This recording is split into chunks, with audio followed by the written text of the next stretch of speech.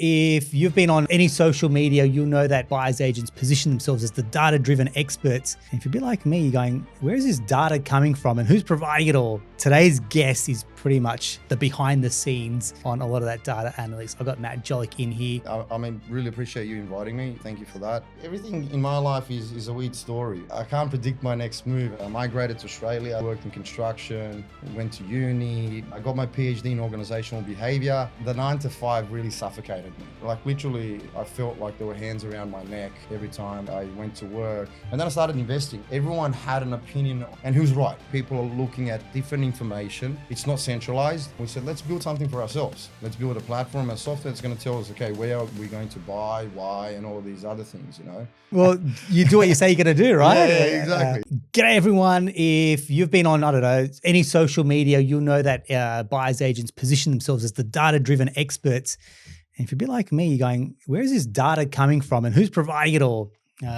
Today's guest is pretty much the behind the scenes on a lot of that data analytics. I've got Matija Djolic in here from Htag, higher than average growth. That's is what right. you stand for. That's what we started with. You know, it's all about, I guess, prediction and anticipation. So we thought you might as well, you know, I love it. Hashtag. Well, you do what you say you're going to do, right? Yeah, exactly. You know, put your money where your mouth is. You know, no false advertising here. Yeah.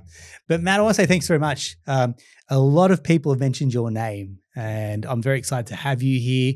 Mate, I deliberately haven't played around with Htag. I haven't got an account yet because I wanted to come in like a punter listening and going, this is all new to me. Tell me what we need to know about Htag. What problem do you solve? How do you help enable investors?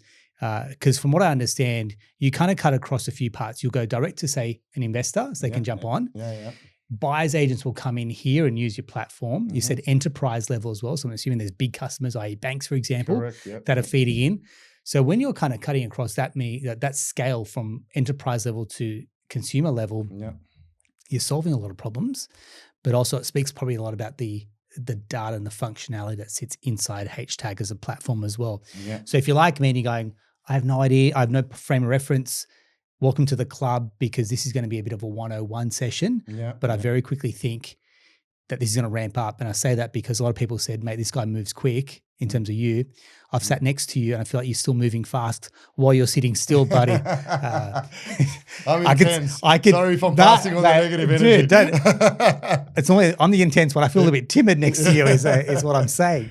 And that's what I feel like a lot of people, and that's what you probably bring to the table is like this energy to go, mate, this is what we're about. Give as much info as you can. But I guess let's start with a you story. How have you come to be co-founding Htag and what's the origin story? First and foremost, mate, I mean, really appreciate you inviting me. Thank you for that.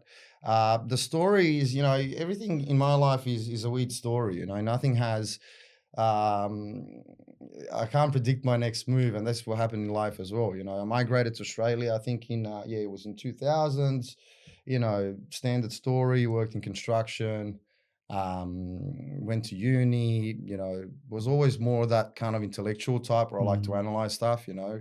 I got my PhD in organisational behaviour, and then sort of moved into different, you know, roles in the construction industry. I became an estimating manager for tier 1 and tier 2 companies, which was a really, you know, I guess, interesting job in a sense that, and when I think back on everything, you know, let's say if you're estimating the price of a building, you have to connect the dots and anticipate what's going to happen in the same way, you know, like what comes before the next thing, footing, all of this stuff. You know, so it really allowed me to build this visual map in my mind of, you know, connecting the dots. And, you know, essentially at that time, I was, you know, the 9 to 5 really suffocated me. Okay. But when I say suffocated me, like literally it was, you know, I felt like there were hands around my neck every time, you know, I went to work and I was well paid, you know, very good job, but I just wanted to, you know, control my life more. And then I started investing. That was over 15 years ago, I would say. Before Western Sydney became Western Sydney, I would say, you know. When I say where egos didn't go to invest. Yeah, exactly. And you know what's funny? Like when I started off, I'm the type of guy who, like, if I start off, I want to learn everything about the subject matter. not pay professionals. It's just that I wanted to learn. So I went to seminars for buyers agents and all these other things. Little did I know that these seminars are, marketing campaigns. Absolutely. I remember Sign those up days. at the back, mate. Yeah. So, and then I met, I went, I have this checklist, like I want to get a PhD, I want to play piano, and I want to learn other languages, So I said, I might as well start with Russian because I'm Serbian. It's like a low-hanging fruit. Okay. It's very similar languages. So I went to Sydney Uni, and this teacher, this lady that was teaching me, how to, speak Russian, I guess. She's like, oh, you got to meet my son. You have to meet my son, Alex. And I'm like, I don't really go on mandates, like it was, it's not really, I'm not interviewing for friends at the moment, as they say in Seinfeld. But anyway, I went, and he was a software architect at Westpac. He was also an investor. And we saw a problem in a sense that, going to these seminars, buyer's agent seminars, and nothing against buyer's agents, but I realized that everyone had an opinion or an idea about an area where they need to go, And a good example was, I remember at the time I was going to seminars and they were promoting Mackay Gladstone, house and land packages, by the way. And I approached the presenter at that time after the session, and I said, like, are you guys looking into Southwest Sydney? The reason why I asked that question is because I went on the council websites and it said Southwest Growth Corridor and Northwest Growth Corridors. That were the two sort of expansion layers the government was putting money in. And this is way before Western Sydney Airport, But you can see a lot of infrastructure being built, expanding, population growth. I'm a boy from the Southwest, so mate, I absolutely know. It exploded. It exploded, I mean, I bought there by chance. Yeah. Well, not by chance. By chance, I lived there, but then I started researching a bit more. And then I realized, okay, if these professionals are saying I should go somewhere else, but I think I should go here because of X, Y, Z, then obviously people are looking at different information. It's not centralized. And who's right? That's the... And then Alex is a software architect. He always likes to build things. He's an engineer, coder, and we said, let's build something for ourselves. So we started building for ourselves, Let's build a platform, a software that's going to tell us, okay, where are we going to buy, why, and all of these other things, And we committed the cardinal sin of, building a product for yourself, not for your audience. Because I didn't even know the audience at that time, And when you're building for yourself, you actually, you have the blinkers on and you're sort of blind. You don't know what the user wants, And because Alex and I resonate with complexity, the platform increased in complexity, i.e. number of features, how we look at things. Like I think I mentioned to you, out of the 150 metrics that we have, 80 have been developed exclusively by us, because Alex has a data science background as well. Right, so we re-engineer things for the sake of accuracy, And then I think just, buyer's agents started resonating with it because buyer's agents inadvertently know more about the metrics and the data, and, we were building for 4 years, testing it, not even marketing stuff, and it just started, buyers agents started subscribing, then investors, and then, a whole new additional journey of education emerged as a necessity out of it, realizing that you really need to educate the public on, how to connect the dots, how to connect the story, how to, what is required for them to see the future and to understand that it will actually happen, Yeah. Oh, so that's essentially the background story in a nutshell of how So you build it. How does it go from build phase and you guys using it exclusive for yourself to now having commercial appeal like it does? Man, you know what? It's funny. I reflect over things. I mean, first, there's, I don't know, like I would say luck. I would use luck, but it's interesting when you reflect over a couple of things, you somehow do things right and they just, connect. Like, for example, the connection between me and Alex. He's an engineer.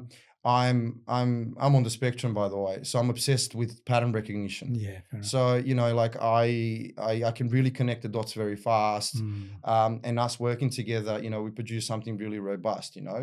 And then commercial appeal. I guess I was always big on providing value. There is this dilemma of B2B, B2C. I.e. Is it a B2B platform? If it's a B2B, the customer shouldn't see it.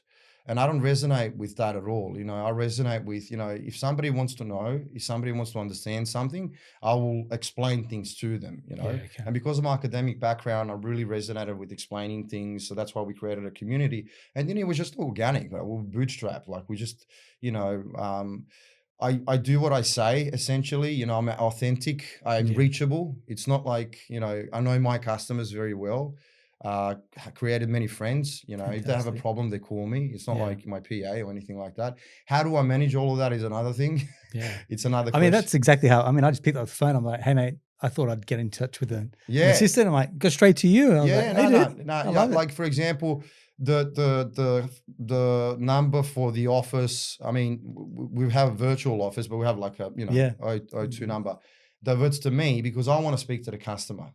I want to speak to the customer right away because it allows me to understand how they're thinking. Because a lot of customers have myths, social media is a wonderful place, but because of social media, everyone has an opinion. Oh, mate. Preach. And the fact that everyone has an opinion doesn't mean that all those opinions are right. Yes. And you know, when everyone has an opinion, you can get attached to something because of their marketing or because of how mellifluous they sound or whatever it is, you know, but it could be completely wrong for what you're trying to do. So I want to speak to the customer to see what beliefs are there, how do I unpack them, but also understand my customer, you know. So like it's, and I think that's what resonated with people, you know, authenticity, being direct, always trying to innovate. Like, as I said, maybe 30 features out of, you know, the 150 have been actually, you know, feedback from the consumer. So we're not sitting in high chairs. And if you come back to me and say, mate, listen, I think you can do this better. And this is my idea. I would think about it and I would say, have you thought about this? If you're thinking in the wrong way, I'll tell you. Yeah. And they're like, oh, okay. But if it's a valid, you know, feature, I'm like, oh, that's it. Great. Let's do it. You know, it's on the backlog. Beautiful. So, it's just, I think the commercial appeal and how it came about is just, I think it's just good customer service, you know, just nice being direct with your clients, you know. Which is funny when you hear a tech business talk that way, for example, like, you know, online business talk, because you can never really, like, you don't really get that face to face. That's very interesting that you said that. And I reflected over that as well. See, there is this, you know, usually tech business, Salesforce, for example, you know, they don't have a community side to it. So we had a tech business, but we always had a community, and community was created because of the education aspect, you know. So how have you gone about? So take me through. So someone listening going, what is this community involved? How do I get involved? So yeah, that's great. So we started, I always say, I use this, you know, one liner, you know, it's one thing to see figures on a page and yet another thing to understand the story that they tell, you know. I mean, everyone has access to vacancy rates, but when are they important and why, you know? And I realized that, you know, we need to create an educational aspect, which inadvertently I thought about community, you know, to create a community where, you know, I would explain to them how to use the product, you know, help them in analyzing data and all of these other things. And this is when we, you know, secondary to the Htag platform, we also have the mastermind community. Now, there are different levels to the mastermind community. You know, you have a freemium level where, you know, I do podcasts, you know, invite people, showcase insights, you know, all of these other stuff. But then, you know, depending on your level of subscription, you have levels to you have access to different levels of the community. Great. Where it's more like a hands-on experience from my point of view, you know.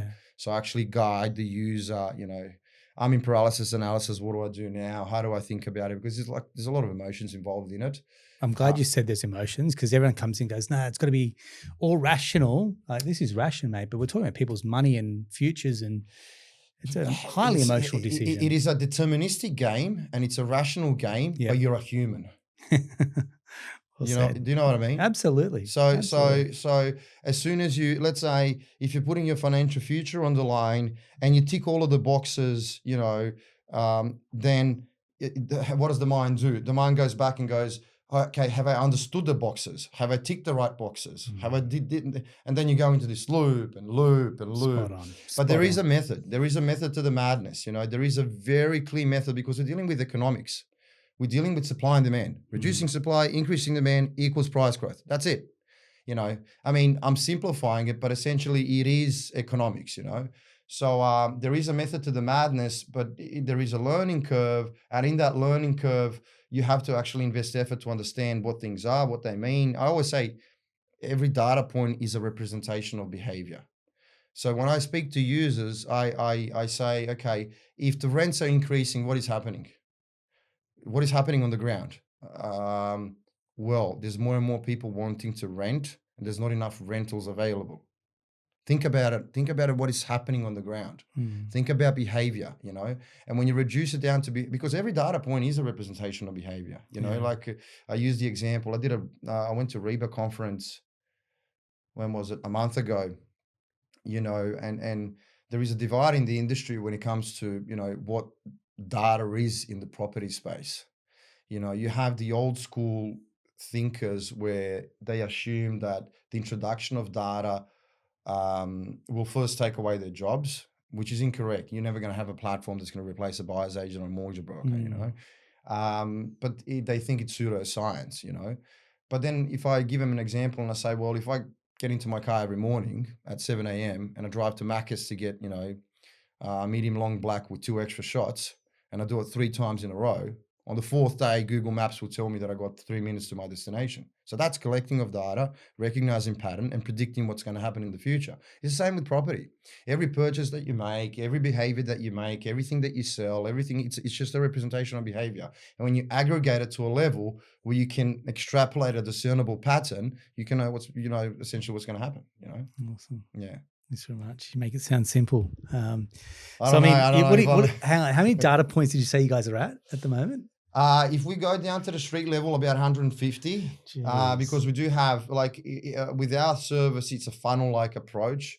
It starts with the brief, with the individual. And this is another thing that, you know, when I see people slugging at 15 rounds online about, you know, which suburb is best to invest into, I clearly understand that they don't know how this works. Not as in Htag, how investing works. Correct. Because a hospital for me is not a hospital for you. Like, say if you have 550K to spend and I have 850. Yeah. You know, what good is it if I tell you that my hotspot of 850 that you can't afford? Mate, like what's, you know. Well, what happens if I'm 25 and you're 55 and we're very different outcomes in what we're shooting absolutely. for One example. is consolidating, you're accumulating. Correct. Like, what, you know, like there's so many different variables there. Correct. So you have to start with understanding your brief and your goals, which then transforms into, okay, which data points are important, you know? So I didn't jump in there. So based on your community, when you talk about a buyer brief, would you say that most people don't have clarity around their buyer brief? It's like, I just want to get into the property market. I do or think the other one is, I want 150K net passive. That's a great one. That's a great one. By the way,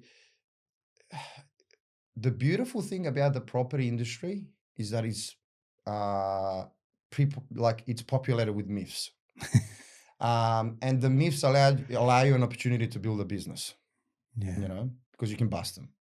So even the 150 thing, you know, actually, if you do the calculations, you might not need 150 to replace your lifestyle. You might need 87, you know, but you really need to do the calcs. You know, you just don't get stuck to this idea of 150. So coming back to the brief question, I think because, and this is a structural influence. So I think because the market, let's say I'm a buyer's agent, you know, if you're promoting your service, you're going to say, we bought here and we made this much money. Yeah.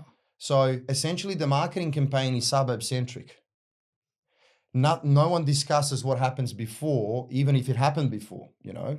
So because we see all of this, what is the best suburb? What is the best state? I mean, all of the mainstream media as well is like, you know, Melbourne is, you know, don't go to Melbourne, or, you know, do you know what I mean? So 100%. Because it's location centric, I think that people don't consider what needs to come before that, you know, and that's why I think there is an unawareness of that you need to define a buyer's brief. Now, defining a buyer's brief is a complex process because you need to really deconstruct a goal that's in 15 years back to the next purchase.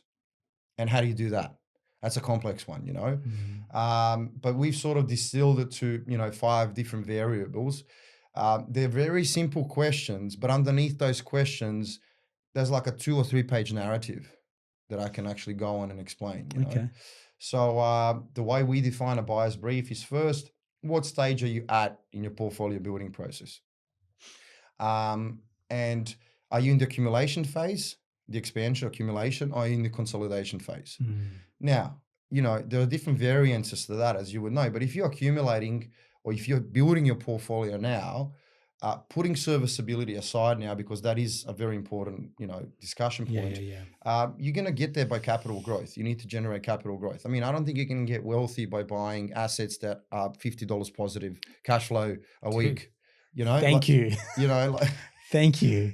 Like the amount of people that want this positive cash flow for a few bucks. I was like dude, go and get yourself educated a little bit more, and you'll make 20, 30K extra each year, minimum. Well, I think Einstein said, compounding growth is the eighth wonder of the world. That's how you get there. Imagine in a scenario, if you want to replace 150K income with a $50 or $100, positive cash flow property, how many do you need to buy? And then how are you going to manage that? What is the cost of managing all of those assets? Yes. That's a nightmare. Yeah. That's a huge nightmare. But anyway, so if you're in the accumulation phase, that means you need to focus on capital growth. And this is where, you can't have your cake and eat it too. You usually get investors who say, yeah, I want 7% yield, but I want my, property to go 15% average annually for the next 15 years. I go, well, you're not going to get it. You're not going to get it. Because, well, you can get it. See, this is where timing becomes very important. You have different yield areas. You have yield areas where the yield is high now, but everything else is aligned for growth. And when it comes to owner occupiers, the behavioral changes, well, it makes more sensible to own a house.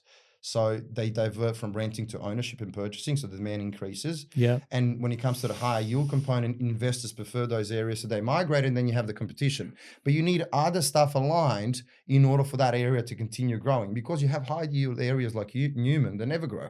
Yeah. You know what I mean? Yeah. So yes, yield is a component at the beginning, and when you lock it in, but if you constantly want, this is the balanced strategy, and this is how I explain it to people. Well, if you're investing in a balanced strategy, meaning that, you want your rent to increase as well as you want capital growth, you have to understand that the yield equation is a seesaw. It's either one or the other. Everyone's trying to get the best of both worlds. Yeah, and you can't get the best of both worlds, because what that means, let's say you have 10 people in a suburb. Yeah. Out of those 10 people, at one point in time, the preference will be for renting. Let's say 8 people go towards renting. That means rents will increase, but growth will stagnate, which will increase the yield. Yes. Yeah. Seesaw. Yeah. Yeah. Yeah. Now, let's say after 2 years, suddenly the yield increases too much, rents become too high. Then it becomes more sensible to own a property. Then you see a migration towards purchasing. So then you see 8 people wanting to buy, 2 people wanting to rent. So the rents stagnate, capital growth increases. Yeah. Now, if you go through time frames where renting is popular, ownership is popular, or investing. Yeah. Renting is popular, ownership is popular. What you're actually doing is you're lowering your annual averages when it comes to compounded growth, because you're going through stages where renting is actually preferred, so growth stagnates. Yes. So the fact that something has low yield at the moment, like Melbourne, is actually a proxy of indicating that capital growth was the primary source of delivering wealth for a long period of time. Yeah. People were more purchasing. So what I'm trying to say is, with the first question, in the accumulation, the expansion phase, is you have to pick your battles. You have to understand how you're going to build a portfolio. If it's capital growth, yes, you focus on that. And there are ways to tweak to find the areas that, you can find better yield areas, that to minimize the downside exposure, i.e. negative gearing, impact. You just put a high deposit. But that's the question number one. Question number two is, how long do you plan to hold the asset in your portfolio? Do you plan to hold it 3 years, 5 years, 10 years? It's very important, because if you plan to hold it 3 years, well, then go into South Gladstone, But if you plan to hold it 10 years, that's extreme concern, because if you go into South Gladstone, because of the industry centralization and exacerbated volatility, your annual averages are going to be lower. So your compound is not going to take effect to the level that it needs to, So see how the investment time horizon also pushes you towards certain areas, but you got to understand why, because let's say inadvertently the investment time horizon, when it's long term, for example, i.e. 10 plus years, your risk profile should be inadvertently low. What does that mean? What's risk? Well, risk is an impediment to an outcome. Yeah. What's the outcome? Capital growth or cash flow? So that means that I need to invest in areas where there's a high industry diversification. So the area is not sensitive to macroeconomic changes. There's no exposure to negative environmental effects, which increase holding costs. All of these, this I'm saying, like I can write a 2-page narrative under a single question, There's going to be two types of listeners at this point going, geez, man, this is why I pay a buyer's agent. I can't see that. I can't. This people tell me, Matt, you got to really just, I'm like you. Once you get on a roll, it's like keep up or that's it. Yeah. There's going to be two types of people listening at this point. Geez, this is why I pay a buyer's agent because I just don't want to have the bandwidth or the energy to think about it. And there's other people that gravitate to it going, mate, pop the hood. Where do I sign up, for example? Because I love this. This is all automated on the platform now. Perfect. Okay. This is all automated on the platform. But I'm going into the weeds, of how, when you define your brief, essentially, we can go through the other questions, but, when I spend here a lot of time to define the brief, you have to answer these 5 questions. And these 5 questions, there's a lot of considerations that they make subsequently, for you to produce even a shortlist. Okay. And then you need to rank the shortlist. You need to, which one's better, why, and there's additional complexities there. And, and you end up comparing, 20 suburbs across 150 indicators. That's top 1%. Nobody does that. I mean, to really understand where you need to buy and have the capability to compare a suburb from multiple angles. And the reason why you need to compare it from multiple angles is because you don't have a perfect suburb. It doesn't exist. Yeah. So you need to triangulate. You need to look at it from many different directions when it comes to your circumstance, So I'm getting into the theory of things, but all of these things are automated on our platform, or you don't have to automate it. You can drive it yourself. Okay, cool. Yeah. So speaking of the platform, if you're listening to the audio, you probably want to jump across to YouTube, watch what we're going to do next, because we're going to go on a bit of a test drive. Yeah, sure. So you drive here. If someone's coming on, what do they need to do to get started? How do they get things moving along? You would essentially sign up. You have an accounts page, which I skipped, and you then essentially just go to the get started. Get started menu. When you come to get started, it's represented as cards, but these cards essentially are steps. Okay. So we have a portfolio modeling card. You can log in, and you can.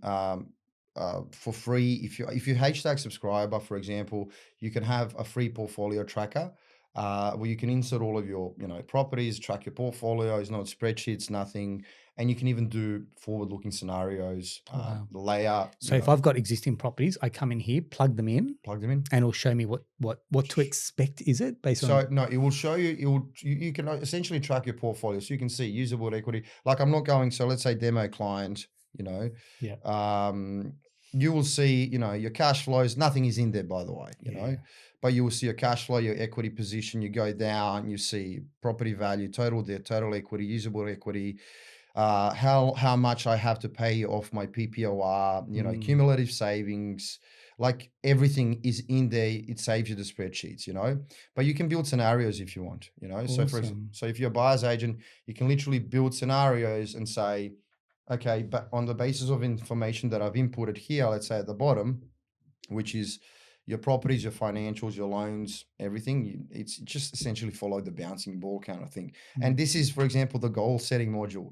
You can use the goal setting module and to actually replace your income and maintain the lifestyle, you realize you potentially need much less than, what you thought you need, And when you build scenarios, it takes into account your situation, and then you can just layer the purchases, like I can buy in the next 1 year, and then I can buy commercial, then I can buy this, and I can buy that. And you can build 4 scenarios and compare them. Wow. And actually see which one's better. And this is great also for buyers agents because, and even mortgage brokers, I would say as well.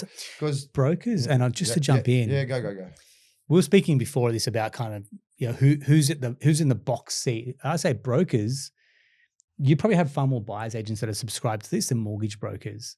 I'd say brokers are asleep at the wheel if they're not using something like this, for example. We've got some good tech stack, but we've got everything that a client wants. So you should be coming to a broker first and then they go to a buyer's agent. I find it's the other way around where the BA is the top of the food chain. Mate, they're buying. It's like they've got one product to sell, which is their product, right? Whereas brokers are effectively open source. Like go here, do this, go. We're 2 or 3 steps ahead of where a client or BA could or should be. Absolutely, man. What's interesting? We have brokers on the platform. Yeah, right. Who use our service.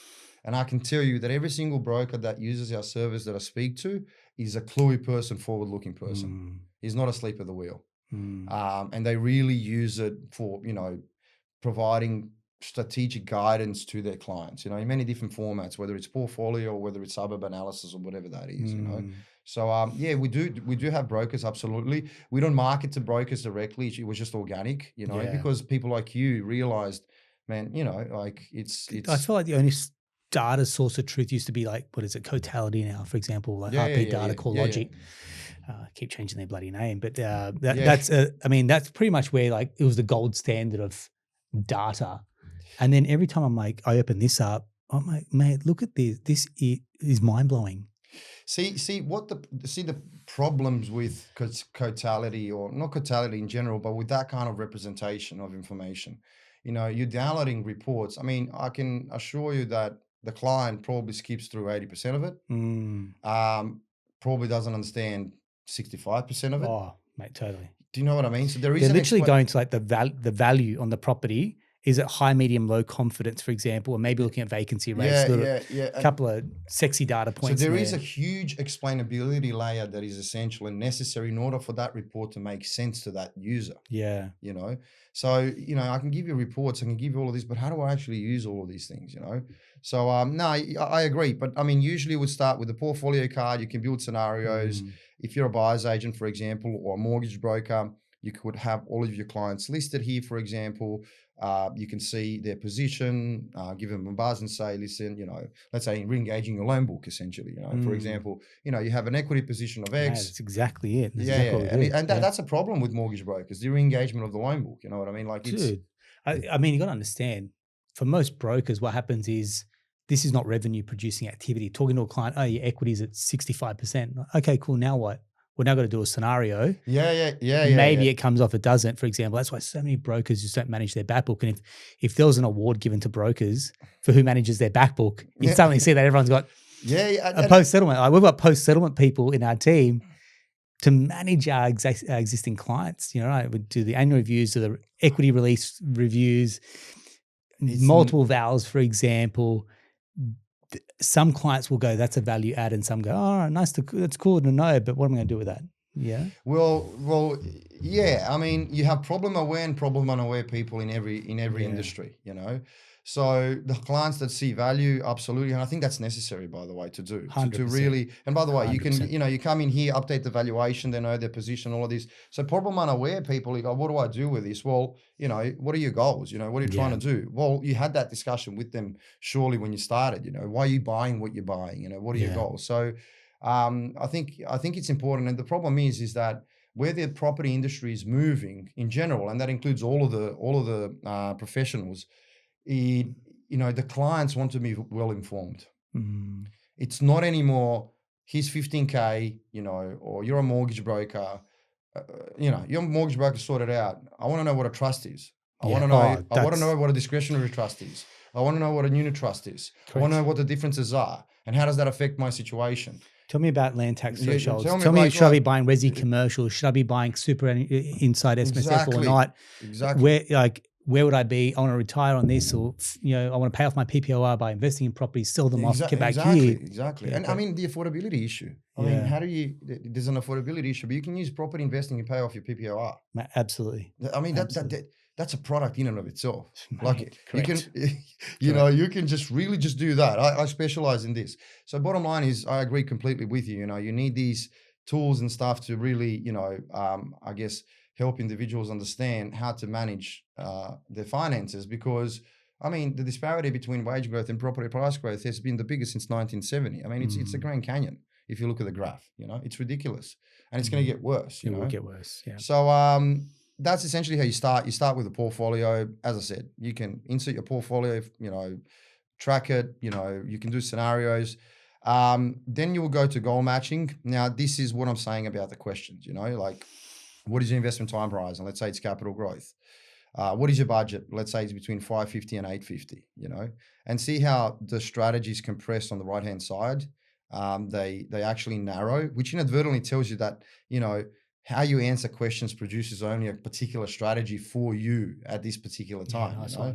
Let's say you want to hold the asset 7+ years, so now we're down to 3. This is an interesting one. What is your equity extraction time frame? You know, Mate, you haven't got 6 months in here. Well, everyone wants to buy and strip the equity within 6 months. Yeah, see, this is the thing. You know why? Because Perth has really tainted our perception. Like it's you make 150% return in like 3 years. And it's going to happen all the time. And I get these phone calls. Okay, find me the next Perth. Well, no, you sometimes work within the constraints of the market. Yes. Sometimes the best performing area gives you 20% compounded return for 4 years. Sometimes the best performing area gives you 12% compounded for 4 years. You don't find the Perth in every cycle, every part of the cycle. That your job is to find the fastest horse, but the fastest horse in some time periods might be 12%, in others it might be 35%. So it all depends what the market is providing you. Now, to give you an example, Perth as an example is not all of Perth, with speaking as if it's a monolith structure. I mean, there are markets within markets, but it's essentially it's at its peak or coming down. And to add to your 6 months observation, you have to understand that yes, you might invest in some markets and make 15% return in the first year, but what happens after? Yeah. It's quick money, and then after that, it's like. And let's say you extract the equity, you raise the LVR. Yes. And let's say that market declines to a reversion to the mean, which is negative. And then you start holding a liability, not an asset. Yeah. It's dangerous, and then you really impair your ability to build your portfolio. So timing when you're going to enter, so yes, Perth might give you more, but Melbourne, for example, is just starting picking up. You might get that wave, again, comes back down to the brief. If my brief is to build my portfolio very fast and I need 20% return, and this is why the equity extraction thing is here. What it actually says is it's separating 2, 3, and 4 years. So we developed a methodology called warm spot. So a warm spot would be an area that's going to generate 20 to 30% growth in 4 years, not compound. Then you just add the numbers, yeah? Area that's transitioning between warm spot and a hot spot would generate 20 to 30% in 3 years, and a hot spot would generate 20 to 30 in 2 years. Yeah, so that's why you have 2, 3, 4. So I'm listening and I'm going, Matt, how could you predict this space is like this? I'll show you. Okay. It's actually, we are very lucky. We are very lucky that property is an illiquid asset. And what does that mean? It doesn't exchange hands on a regular basis, such as other asset classes. Like I trade every asset class under the sun. I trade equities, I trade crypto. Yeah. Okay. I scalp, I trade, I value invest, everything. I just like it. And you can trade crypto on a 15-minute chart, and the trend is like that. Yeah. Because the exchange happens, instantaneously and regularly. With property, it's not like that. With property, in order to buy and sell property takes months. First and foremost, people hold on to property because bricks and mortar mindset in Australia means, I want to own the property to get wealthy, and there's massive in and out costs. Stamp it takes a long time to exchange. Yeah, correct. It takes long, which means that when you have an established trend in property, that trend is enduring. Not indefinitely, but it is enduring to a certain point in time, which allows you to, if you layer the information appropriately, you can predict what's going to happen, to very high degrees of the term certainty is an oxymoron in a world where nothing is certain, but I use the term probability, to a very high level of probability, you can predict what's going to happen. And to be honest, in the last 8 years, we never had a disgruntled customer, like when everyone was screaming Perth, we were saying Melbourne and Townsville, when everyone was buying in Townsville and Melbourne, we said, some areas, and I'm going to preface this, depending on the brief, of course, Darwin will provide you with some returns in some areas only. And he checks out time and time again. The beautiful thing about community is that you can't hide, because if you give an explanation that's 2 years old in a community, there's a timestamp what I said about, Karoom Downs, for example. Yeah. And I have screenshots actually, like I have, it was somebody asked me about Karoom Downs in Melbourne, and I said it's a warm spot, it's a good area to enter. That was it was July 19th, 2024. I remember the screenshot because I did a case study recently about it. Yeah. You know, and beautiful thing about AI these days is that, you know, I'd taken my screenshot and I put it into AI and I said, can you tell me how the articles were about Melbourne at that time? And it was like rubbish. Oh, wow. It's the worst. And I said, listen, it's a warm spot. It's a great area to invest into. And then Karoom Downs just pumped and delivered a lot. You know what I mean? So what I'm trying to say is that you can't hide. When you have a community, you can't really hide anymore because what you say really remains there, you know, especially in a community, you know, like on Facebook, it gets lost, you know, but in a close community, in a gated community, you can't really hide. So, but I don't have any esoteric knowledge, man, like, and I'm not super smart. It's just layering the information. I'll show you, for example, let's say you use 4 years and, you know, it suits this strategy and you go use, and he runs the filtering algorithm, produces the filtering algorithm for you. Now, I was overruled internally because, see, this is what I call a filtering algorithm. This is what I say, the metrics that need to be there to produce a shortlist. And you're only halfway there, yeah? Okay. And now there is a whole explanation as to why these metrics, you know? And honestly, man, like I do strategy sessions with clients where you know, I educate them and I pick the areas for them. For me to explain this, what you see, can take 2 hours, you know. Right. So, but everything is there for a reason. We're addressing economic diversification and volatility. We're addressing affordability. We're addressing affluence. We're addressing supply scarcity, and then we're addressing market cycle delineation, as in when to enter with the last metric. And last metric is price growth in the last year. And there's this, you know, term recency bias in statistics that says that. And by the way, when you do a correlation analysis, the best predictor, which is interesting, the best predictor of the growth in the next year is the growth in the last year. Okay. Yeah. So where you going? Yeah. So you use the growth in the last year to pinpoint where the area is in the market cycle, you know, whether it's a warm spot, and warm spot is an area that's generating anywhere between 0 to 5% growth. It's just started moving, you know. Cold spot is minus, negative in the last year. So warm spot is anywhere between 0 and 5. And how that usually manifests on the ground is like you get 2 or 3 offers for the same house, you know. The transitioning area between warm spot and hot spot is generating anywhere between 5 to 10% growth in the last year. And this is where you see more competition, more people coming in. And then hot spot is 20% plus. We see 20 offers for the same house. Townsvilles of the world, you know. Yeah. Good one. Good and example. Using the last year growth, you can use it as a proxy to pinpoint the market cycle. But the reason how I know and how something will happen is because of this arrangement, you know, because I know that, you know, supply, demand, affordability, lack of volatility, you know, when you align these puzzles, you know, it will get there. It does get there. So that's only half the story. Now, you know, it produces a short list essentially, and see, this is live. Oh, interesting. New feature, I just realized. And then we go into like, now we're getting into the weeds of things. But by the way, I mean, you can expand the table. I always say to our users, see, I'm using Mac. How do I scroll across? Slide it. Yeah. So you can see how many data points we have. Oh, geez. Like there is a lot there, and you can't really analyze. Like imagine we have also predictive algorithms called the RCS score, which take into account 80 different metrics and produce, you know, it's a 5+ year looking metric. And by the way, every metric that we have and everything that we've built and every methodology that we have about a particular metric, we publish that on the website. So there are articles published. How do we build it? Why do we build it? These are the back tests. So there's a huge level of transparency in everything that we do, you know, because you come to, you know, let's say you subscribe to Htag and you say lower risk. What the hell is that? Like, what's the RCS risk score? I want to know how you build it. Like, how do I trust it? You know, trust is the big component. So that's why we publish all of these articles about how we actually derive metrics, you know. But there is a lot there, you know, essentially. Then you go into, I guess, a detailed comparison. And this is where you get into the weeds of things. Now, DEX is a module that allows you to compare. How many suburbs do we have in this shortlist for this strategy? 79. It goes, so there you go. 79.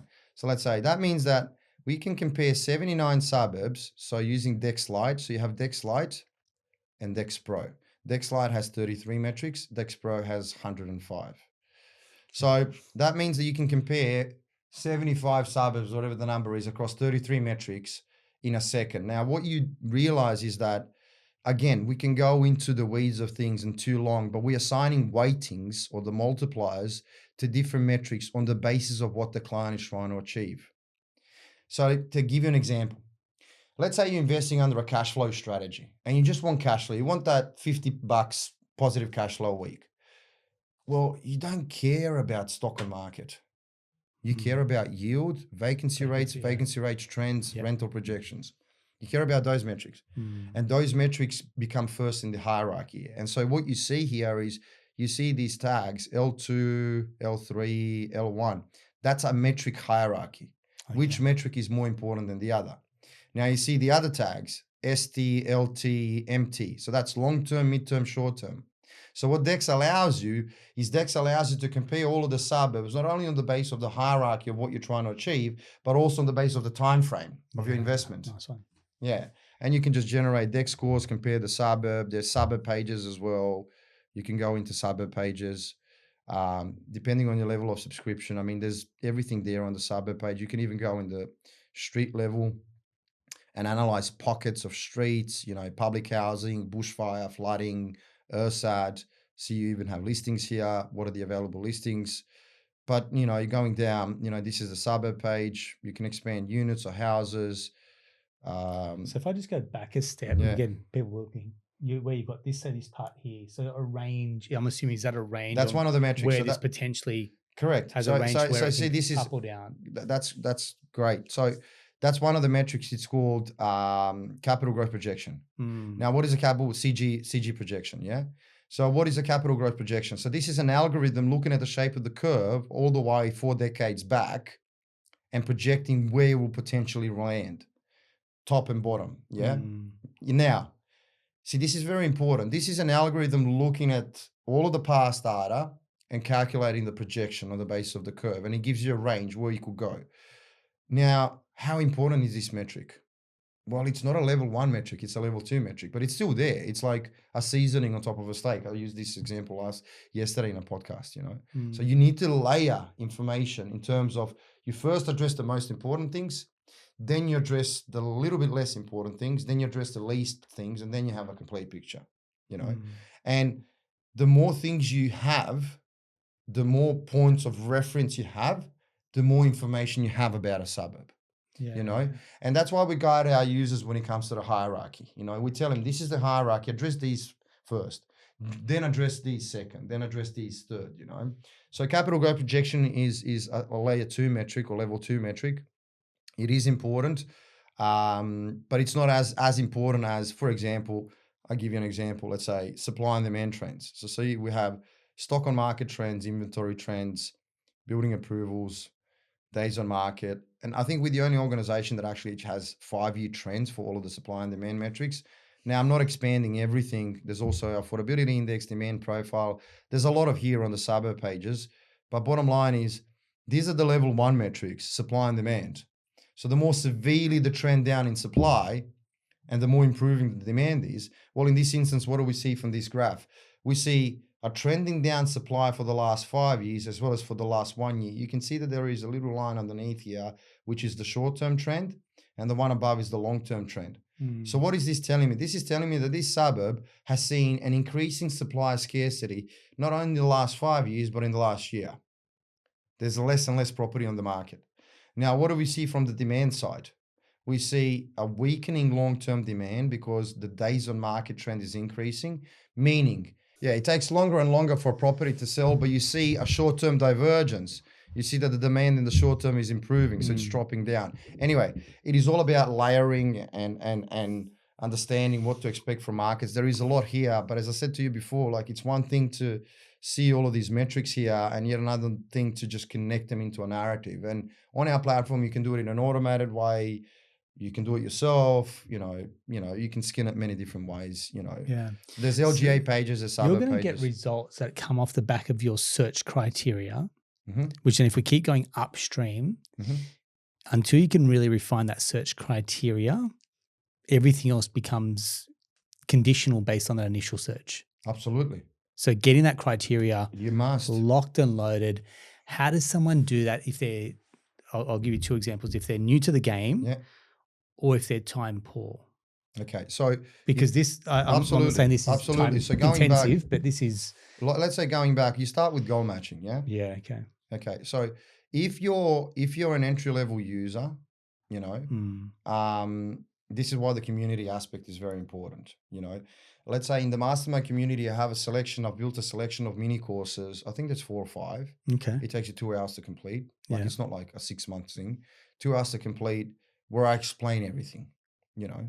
The things, not just explain the platform, but explain the reason why. As I said to you, you know, do you want capital growth or cash flow? So I explain it. So there are resources there for them to, you know, to understand. Now, this is like a really, really rudimentary user who doesn't understand, okay, do I want capital growth or cash flow? What is capital growth? Like this is the low level, you know. For the intermediate or advanced users, you know, like buyer's agents, for example, they know, or you let's say, you know what your client needs to build a portfolio. So they need capital growth. And it's just essentially a question and answer exercise where you just tick the boxes. And a lot of our buyer's agents actually design their onboarding process in terms of these questions. So for example, the equity extraction timeframe, you know, if let's imagine you're a buyer's agent, you ask your client, okay, you want to build a portfolio, I understand. Considering your serviceability, let's consider your serviceability. When will you be in a position to buy again if the market delivers, if the investment delivers? And you look at the calcs, you look at the portfolio and say, I'll be in 3 years. That means that we need to find markets that will deliver 20 to 30% in the next 3 years. So your answer to question number 4 is equity extraction timeframe of 3. Beautiful. You know what I mean? Yeah. So it's ticking the boxes. It's following the bouncing ball, you know. Now, again, it's novelty. So it's the first time you're seeing it. But as I said, every user goes through an onboarding process. There is a community and I coach everyone in the community. Fantastic. And there's automations on the platform where, you know, it just spits an output. But, you know, when I asked the team, you know, we discussed internally, should we build automation? I was against it. Because if I'm going to automate everything, you're going to answer all of these questions and you're going to produce a short list or whatever, you know. Then the next question you're going to ask, especially for professionals, you know, how do I get here? You know, why are these metrics here? And in order for you to sleep at night, you need to know why. So I can automate everything for you and at a press of the button, and I will keep my fiduciary responsibility. Yeah. You know, and I will do everything that is here because I'm confident that it needs to be. So you're not going to make the wrong call, but there's going to be this little, you know, thing in your mind. Okay, how did I get there? So before we had a process where I forced our users to build their algorithm, to understand why the metrics are there, to understand why they're investing, you know. But now everything is automated, so you can pick and choose whatever you want, you know. Plus, as I said, there's mastermind. So we'll try to cover all of the bases, you know. Excellent. But I forgot to mention just the last thing. There's the AI. So if you don't know how to see, and everyone talks about AI, you know, like it's not a GPT wrapper. We built our own agents. You know what I mean? Awesome. So it's, that's the problem. Like everyone uses so if you don't know, if you're early, you know what I mean? You can go in, you can literally just ask questions and explain. And like, let's say you can go goal matching here. And you go filters, let's say you want capital growth, you want 850K plus, you want 7 years investment time horizon, you apply, you know, this is your strategy, you shortlist, you know,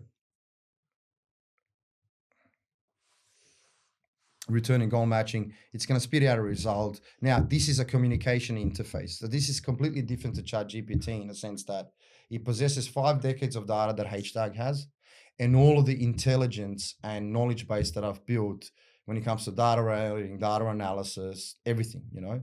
So you communicate with it if you don't know. You say, okay, but what is the affordability index? Why is it here? You know, what are all of these things? So it gives you a response right away as to why you produced a short list, what you don't know. There is a lot of different things in this. What you see, it produces a short list, but every metric has a pill. Why does it have a pill? You expand it, it explains it.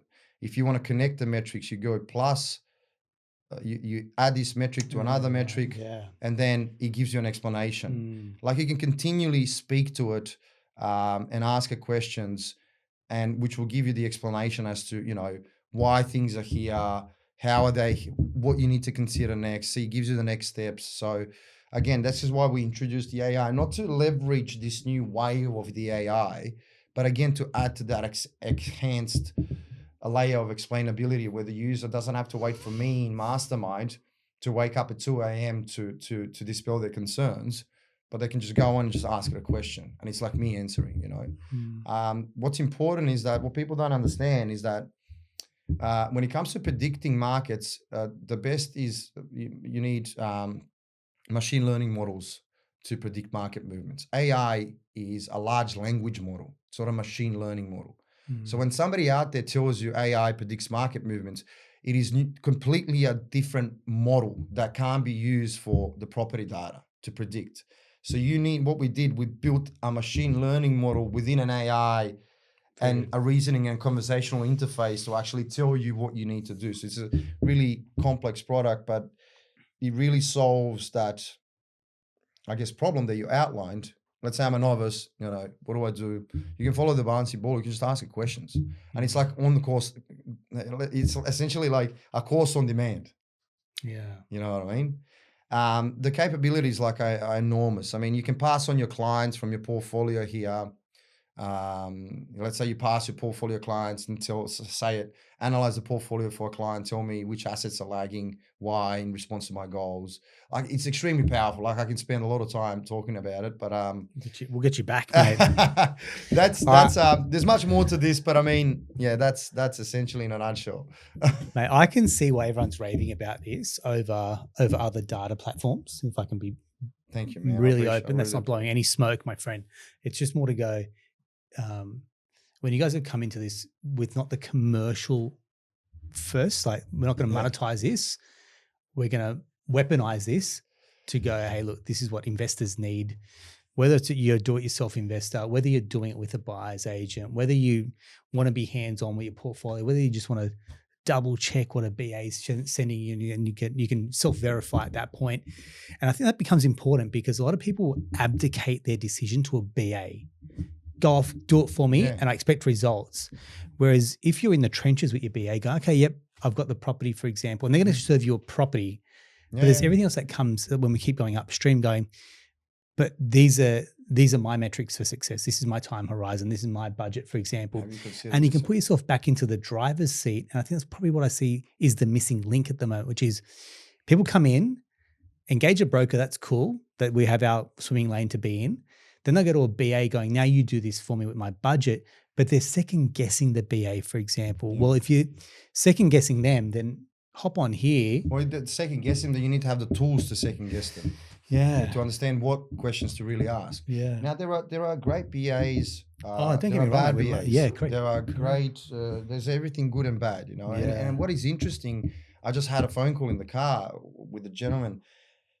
When I mentioned this B2C thing before, you know, there are some buyers agents who say, no, investors shouldn't have access to this. We should have the competitive advantage with the advice given, you know, like it's just like, I want to hoard the knowledge and I want to flog whatever. As soon as somebody says that, I know what kind of an ethical mindset and moral standpoint they have, you know. Yeah. If you think pressing the buttons is your edge, like clicking a few buttons on a mouse is your edge, then you've missed the point. You're not, exactly. If you're going to be, if you're going to be replaced by this, you're not actually delivering a good service. Now, the flip side to that is a lot of our users, and a lot of them, you know, in the mastermind community, as I said, a lot of BAs get leads from the community because they provide value. Like a lot, it's been happening a lot, you know. And a lot of users that they use Htag, their buyers agents that are cluey, they say, a client that's informed is a great client. I agree. Because he expedites the process so much. It eliminates the emotionals out of it, which we all have. You know what you're aiming for. You know what the goal is. You're aligned right away from the onset. You don't have to spend time talking them off a ledge. Yes. You know, it takes some bias out of it as well. Absolutely, yeah, absolutely. Like, or it's like my mate's mate bought here, and it can take that entire part of the conversation out. And as I was exactly that to educated point, it elevates the conversation absolutely to a point where it's like, yeah, we're talking the same language, man. We're talking these metrics. This is why we're going to this area, for example.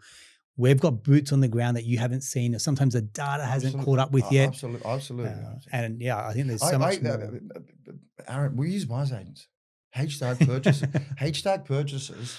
We purchase property, you know, under trust to, you know, build our asset base and, you know, all of these other stuff. I use a buyer's agent. I used a buyer's agent 3 weeks ago. You know, I told him where to buy. I said, go here, buy here. Okay. And I don't want to buy in any other area. I want to buy here because I did my research. But I use the buyer's agent. Why? I don't have the time. I don't have the skill set when it comes to asset selection. I don't know what to look for. Negotiation. Yeah. I don't know. Do you know what I mean? So the fact that, you know, this is the future is where the tech really improves the service of a knowledgeable guy, of a knowledgeable professional. It really expedites the delivery of service, increases the quality, and especially those who actually know their stuff. You know, so I don't think the tech should be observed as you know. It's not competition; it's complementary. Correct. Yeah. Correct. Yeah. That's where, again, for brokers, mate, it'll be a matter of time before credit policies open source. Yeah. So if you're self-employed for 2 years and you're paying yourself, you know, director's salary, whatever you're doing, you could literally go into a platform. Click. Okay, here's the lenders that you qualify with. Then it's maybe a paywall, whatever it is behind that to then get access to rates, or banks then compete for that particular lead or inquiry, for example. And like, it's just a matter of time. See, what you just said there. See, you're thinking ahead. You know, you're obviously thinking ahead. It is a matter of time. It absolutely is. You know what I mean? Like, let's say, OpenAI partnering with Zillow. You know, Zillow in US. In America. Yeah. Like, you know, and obviously Zillow is going to control, you know, because they don't want to be eaten up by ChatGPT. So there's a transfer of the experience from ChatGPT to Zillow. But what I'm saying is that things are changing as you use the term or open source. You know, people who think that it might not happen, they just have their head stuck in the sand. And then if that will happen, what differentiates me? What kind of service do I provide? What is my value add? You know, how do I position my business? These are all things we need to think about, you know. Absolutely. Love it. Mate, I dare say we're going to get you back in here. Yeah, I'm a talker, so I'm sorry. I always say that. Don't apologize. Every time a guest comes on, I'm like, that's what you're here for. Yeah. Please. I don't want to do all the talking.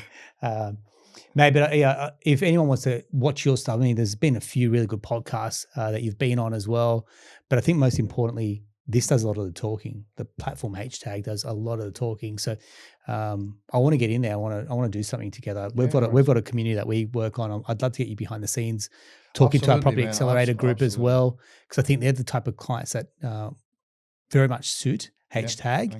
They're the ones who want to pop the hood, they want to play around with this a little bit themselves, still delegate to a buyer's agent, but not abdicate. And that's one thing I'm going to be very, very big on. If you're paying a BA, it's a success fee, but you also have some skin in the game around the success of your portfolio and your growth. Just like with everyone in the team, we're talking broker, accountant, financial planner, buyer's agent, insurance. Everyone's got a role to play, but you are the hub, and everyone's the spoke effectively. Yeah.